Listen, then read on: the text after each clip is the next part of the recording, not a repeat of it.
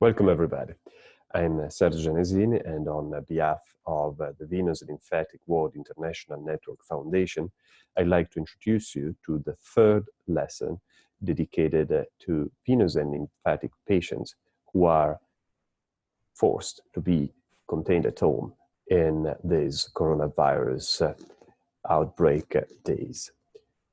The third lesson is dedicated to the correct lifestyle and graduated compression stocking use in these days of more sedentary life at home. And as in all the other lessons, I like to remind you that this is education material that cannot substitute in any way the precious suggestions of your general practitioner and of your venous and lymphatic specialist. So always rely on them. If you remember lesson number 1, we discussed about the reason why we have varicose veins in our legs rather than in our arms. And that's the evolution price we pay for being bipeds rather than quadrupeds, so overwhelmed by the force of gravity that is pushing the blood back to the most distal part of our limb.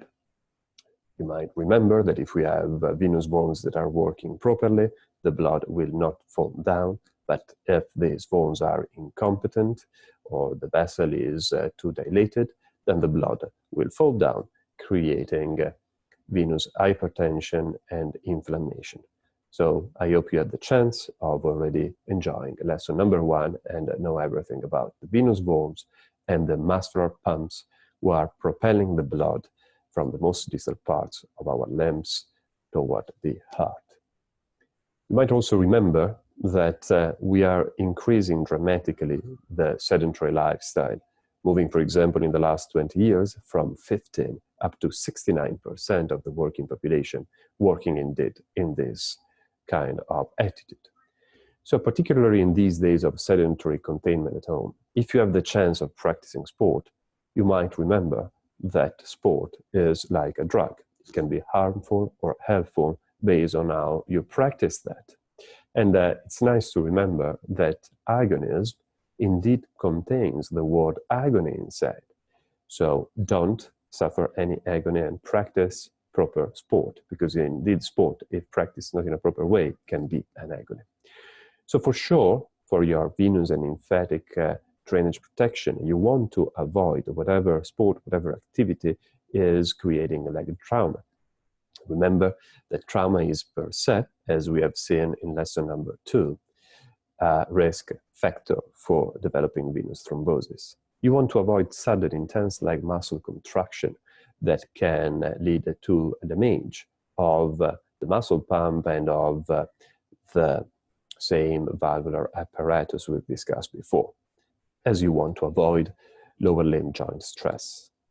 To the contrary, you like to have sports that, or activities that are requiring a gentle rhythmic activation of the calf with a progressive gentle muscle contraction. And if you have any chance of being immersed inside an aquatic environment, that is the best you can get. So for example, in the example of the bicycle, where you're activating mainly the thigh rather than the calf. So we see that it would be a little bit better to activate the calf more than the thigh to propel the blood. Well, bicycle is good if you have a cyclette, for example, in your house. But remember to avoid sudden muscle contraction and favor a gentle ride. Indeed, as I was saying, the cyclette has the advantage, of course, of being seated. So for the less mobile patients is absolutely good and favorable. But the ankle range of movement and at the same time the activation of the calf is less represented than, for example, on a treadmill, if you have the chance of enjoying that in your house, or if you have, for example, a garden where you can go walking in these days.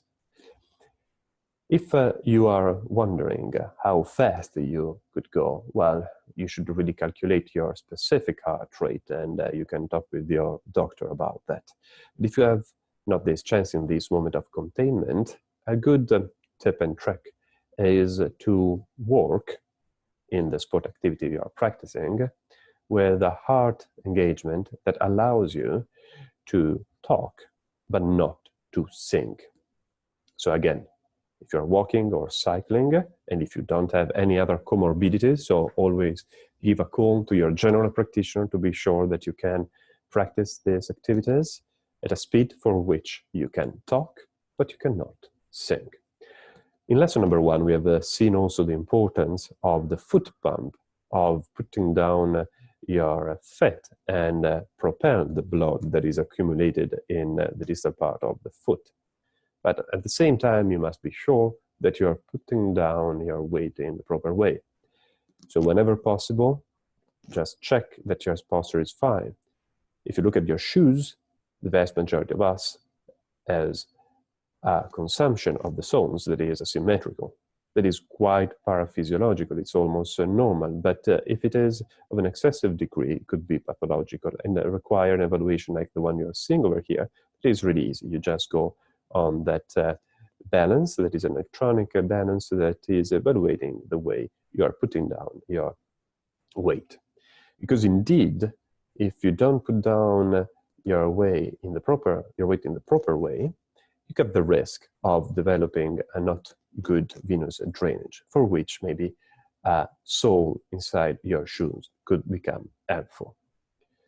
If you are contained at home and you are sure you have not major comorbidities or major issues with your posture, you can use this set of exercises that we designed modifying from a previous investigation done on International Journal in 2017.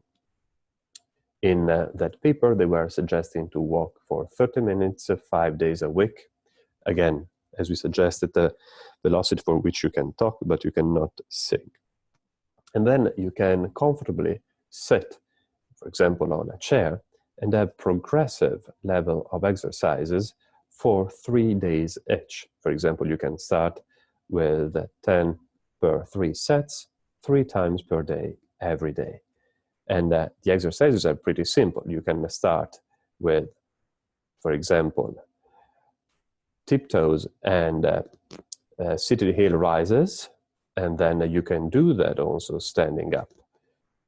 As you can see, you can do that also on one single limb if you are feeling comfortable and safe in doing like that. And then progressively after the 3 days, you move to 15 per 3 sets, 3 times per day, and so on. So seated heel rises and tiptoe, both legs, and at the same time, you can do the same while standing. If you have a step at home, of course, you can maximize the ankle range of motion by using the same step. But you can also comfortably lie down on your sofa with a pillow allowing you to put your feet at a higher height of your heart, so favoring venous return. There is no solid scientific data on this, but it is empirically suggested to have at least 1 hour per day if you are suffering of venous-lymphatic issues. Of course, be sure you have no gastritis, no heart-lung comorbidities if you are deciding to elevate even your bed, as you could do with, for example, a 5-10 centimeter high brick. So always ask your general practitioner and eventually your vein specialist if your condition allows to do such elevation of your limbs to favor the venous drainage. If you have the chance, you can also buy intermittent pneumatic compression. This is a device that is progressively pushing the lymphatic and venous drainage back toward the heart in a cyclic way. You can apply that 1 or 2 times per day with values of pressure that should be recommended by your vein specialist. So always rely on your specialist. But let's go back to graduated compression stockings. This is an investigation we have done in our center on healthy subjects, evaluating what happened even in a healthy subject who has no issues with venous lymphatic drainage when they are sitting, standing up, or walking in a standardized way. The take-home message is that even in a healthy subject, after 30 minutes of standing up or sitting, there is a fluid accumulation that can be properly managed by proper graduated compression. So if we go back to the evolution price we pay for which we have varicose veins on our lower limbs rather than in the upper limbs, the information is that we can counteract this hypertension we have in our lower limbs. The question is indeed, why do giraffes don't have varicose veins? You could tell me that since we are bipeds and not quadrupeds, we are overwhelmed by a stronger gravity force. So why do giraffes that are like so far taller than us do not develop varicose veins? Well, the answer is in their skin. That is indeed like a compression stockings. It's compressing the limb in such a way for which venous hypertension does not occur. Plus, it has been demonstrated that the compression stocking can also increase tissue oxygenation, so favoring even more the drainage of the lower limb. In this other investigation of our group, we demonstrated what happened in terms of physical exertion. So how using proper graduated compression can improve your perceived exertion when you're doing, for example, physical activity. Now, this is a scientific scale called the Borg scale that is ranging from 6, that means no effort, to 20, which is a very hard effort. What we demonstrated is that with proper graduated compression, you can not only reduce the swelling of the lower limb, but you can also reduce the fatigue you perceive when you're doing these activities. So that proper graduated compression could be helpful for you. Consider that it can be so powerful, graduated compression, that in some sports it is even considered as doping because of the enhancing of the performance.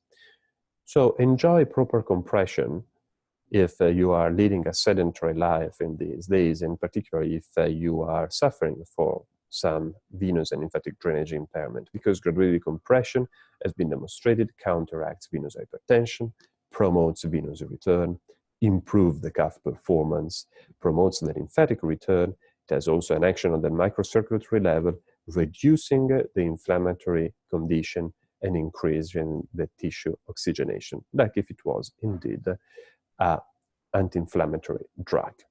Again, there are different values of pressure exerted by these graduated compression stockings. It is important to remember that, particularly for those countries using dinars as a unit of measures, the dinars are just a unit of measure of how much the threads weighs, while we are interested in knowing how much pressure there is inside that compression stocking.